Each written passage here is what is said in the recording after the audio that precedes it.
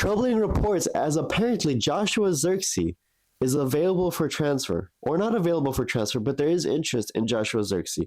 Now, let's talk about this, right? Because I have mixed feelings. Now, was Joshua Zirkzee's first season at Manchester United amazing? No. Did he light up the world? No. Was it good?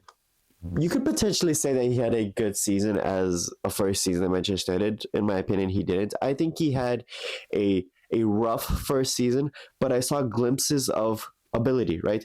Now, here's my concern with this story, right? Is I mentioned on the channel, right, previously, that I do think everybody at Manchester United has a price tag this summer transfer window. I think a team could come in with a reasonable offer and we would sell who knows who we would sell, but basically everybody, right? I mean, we saw that with Bruno Fernandes, right? The club, I think, was willing to sell him if he would have agreed to the Al Hilal project.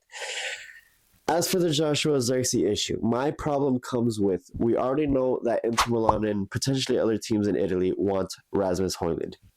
We don't have a definitive answer to who the Manchester United striker target will be. We're hoping it's a Gyökeres. We're hoping it's a big name. We're hoping maybe it's a Premier League premier striker like Mateta. But we don't actually know who United. I don't even think United know who they want to go for in terms of the striker position, right? And I think if the most likely striker to leave is Rasmus Højlund. Now, do we sell both Højlund and Zirkzee? That, in my opinion, would be a mistake this summer transfer window, right? Obviously, Højlund got 2 years. I think we give Zirkzee another year with a proven goal scorer, right, that he can learn from, which I wish we could have given Rasmus Højlund the same, but it's not meant to be. At least I still think that Rasmus Højlund will leave this summer.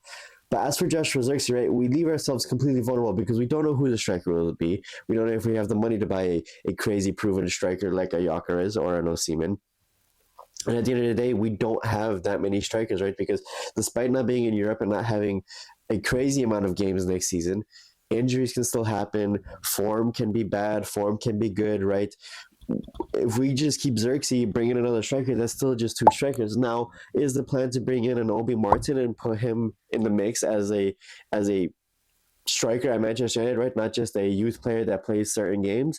That could be the potential, but even then, you still need the new striker, a Zirkzee type striker, and an Obi Martin. 3 strikers is pretty much the box standard for most top teams in these days, right? So I think it would be a mistake to sell Joshua Zirkzee unless we sign 2 strikers or we keep another striker that we already have at the club. Let me know your comments down below, and if you guys would also sell Zirkzee, which I hope most people wouldn't.